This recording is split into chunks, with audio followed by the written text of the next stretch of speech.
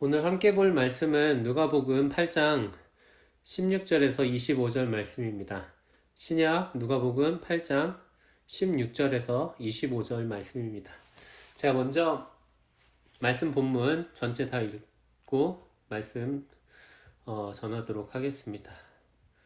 함께 눈으로 잘 따라와 주시기 바랍니다. 누구든지 등불을 켜서 그릇으로 덮거나 평상 아래에 두지 아니하고 등경 위에 두나니 이는 들어가는 자들로 그 빛을 보게 하려 함이라. 숨은 것이 장차 드러나지 아니할 것이 없고 감추인 것이 장차 알려지고 나타나지 않을 것이 없느니라. 그러므로 너희가 어떻게 들을까 스스로 삼가라. 누구든지 있는 자는 받겠고 없는 자는 그 있는 줄로 아는 것까지도 빼앗기리라 하시니라. 예수의 어머니와 그 동생들이 왔으나 무리로 인하여 가까이 하지 못하니 어떤 이가 알리되 당신의 어머니와 동생들이 당신을 보려고 밖에 서 있나이다. 예수께서 대답하여 이르시되 내 어머니와 내 동생들은 곧 하나님의 말씀을 듣고 행하는 이 사람들이라 하시니라.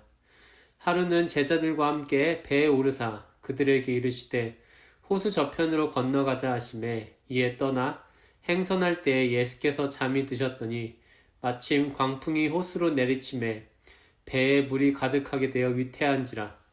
제자들이 나와 깨어 이르되 주여 주여 우리가 죽겠나이다 한데 예수께서 잠을 깨사 바람과 물결을 꾸짖으시니 이에 그쳐 잔잔하여지더라. 제자들에게 이르시되 너희 믿음이 어디 있느냐 하시니 그들이 두려워하고 놀랍게 여겨 서로 말하되 그가 누구이기에 바람과 물을 명함에 순종하는가 하더라. 아멘.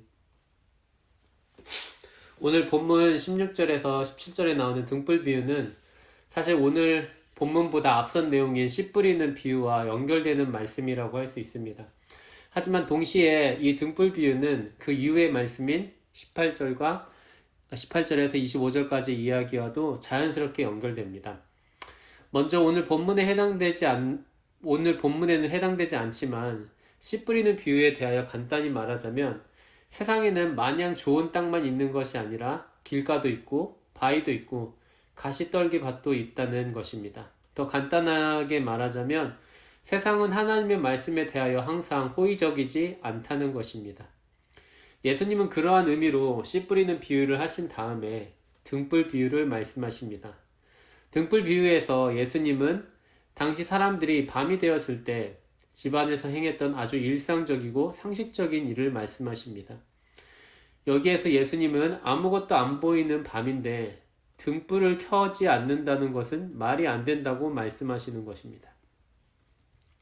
하나님의 말씀에 호의적이지 않는 세상은 어둠에 처한 곳이라고 할 수 있는데 하나님의 말씀이 그 세상을 환하게 비추는 빛이라면 비록 세상의 외면을 받더라도 계속 말하고 알리는 게 상식일 것입니다.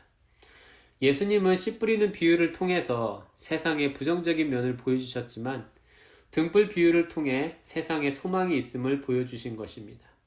그리고 이런 말씀을 하십니다. 숨은 것이 장차 드러나지 아니할 것이 없고 감추인 것이 장차 알려지고 나타나지 않을 것이 없느니라. 이 말은 무언가가 빛이라는 것이 확실하다면 그것이 어딘가에 숨겨져 있거나 감추어져 있다 할지라도 언젠가는 그것이 확실히 드러날 것이라는 뜻입니다. 간단하게 말하자면 세상은 어두울 뿐만 아니라 빛을 거부하지만 하나님의 말씀은 세상의 어떤 것으로도 끌 수 없는 확실한 빛으로 계속해서 빛날 것이라는 뜻입니다. 누가복음은 예수님의 등불 비유 이후에 두 가지 사건을 이야기합니다. 결론부터 미리 말씀드리자면 이 두 사건은 긍정적인 이야기가 아닙니다. 이 두 사건에 등장하는 사람들은 모두 하나님의 말씀에 대한 부정적인 태도를 보여줍니다. 앞서 잠시 이야기했던 씨 뿌리는 비유에서 길가, 바위 혹은 가시떨기 밭과 같은 사람들이 등장하고 있는 것입니다. 먼저 첫 번째 사건에 등장하는 사람들은 예수님의 가족들입니다. 어느 날 예수님의 어머니 마리아와 예수님 이후에 마리아가 요셉과 함께 낳은 예수님의 동생들이 예수님을 찾아왔습니다. 누가복음에는 예수님의 가족들이 예수님을 찾아온 이유에 대하여는 자세하게 언급하지 않습니다. 본문의 기록에는 그들이 단순히 예수님을 보기 위해 찾아왔다는 말밖에 나타나지 않습니다. 일반적으로 생각했을 때 여러 가지 인간관계 중에서도 가족보다 친밀한 관계는 없을 것입니다. 당시 예수님을 찾는 사람들이 많았기 때문에 예수님을 한번 만나려면 오랜 시간 줄을 서야 했습니다. 그리고 그런 일은 예수님의 가족이라고 해도 예외가 아니었죠. 하지만 예수님의 가족들은 만약 예수님이 자기들이 찾아왔다는 얘기를 들으면 순서에 상관없이 자기들을 먼저 찾아와 줄 알았던 것 같습니다. 그 누구라도 가족이 먼저라고 생각할 것입니다. 그래서 어쩌면 아주 당연한 기대였죠. 하지만 예수님은 예수님의 가족들이 찾아왔다는 전가를 받고 예수님의 진정한 가족이 누구인지를 말씀하십니다.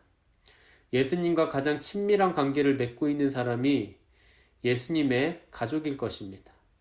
그리고 예수님은 예수님과 친밀한 관계가 되려면 하나님의 말씀을 듣고 행해야 한다고 말씀하십니다. 예수님이 바로 하나님이시고 그분이 하신 말이 바로 하나님의 말씀이었기 때문입니다. 두 번째 사건에는 예수님의 제자들이 등장합니다. 배를 타고 갈릴리 호수를 건너던 도중에 예수님과 제자들은 큰 폭풍을 만나서 죽을 위기에 처합니다. 놀라고 겁에 질린 제자들은 배에서 잠이 든 예수님을 급하게 깨웁니다. 예수님은 자기들이 죽을 지경에 이르렀다고 말하는 제자들 앞에서 바람과 물결을 꾸짖으십니다. 그리고 바로 폭풍은 잠잠해졌습니다.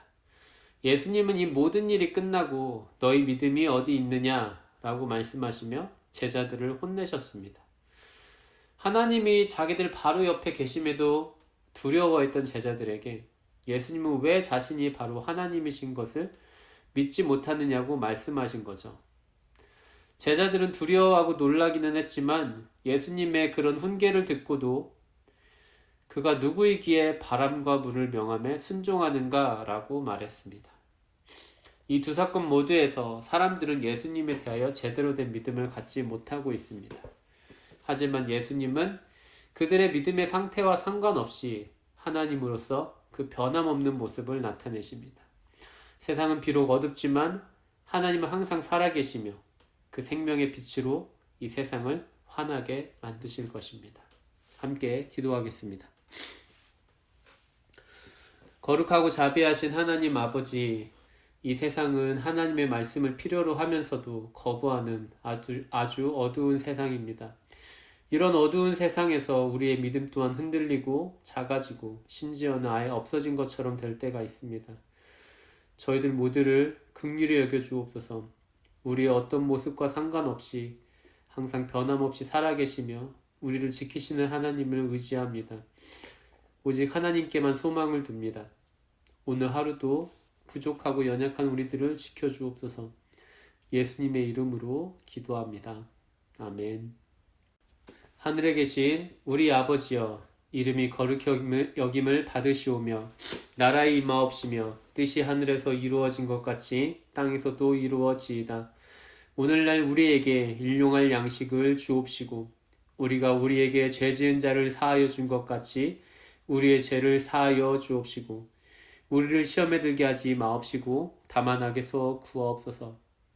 대개 나라와 권세와 영광이 아버지께 영원히 있사옵나이다. 아멘.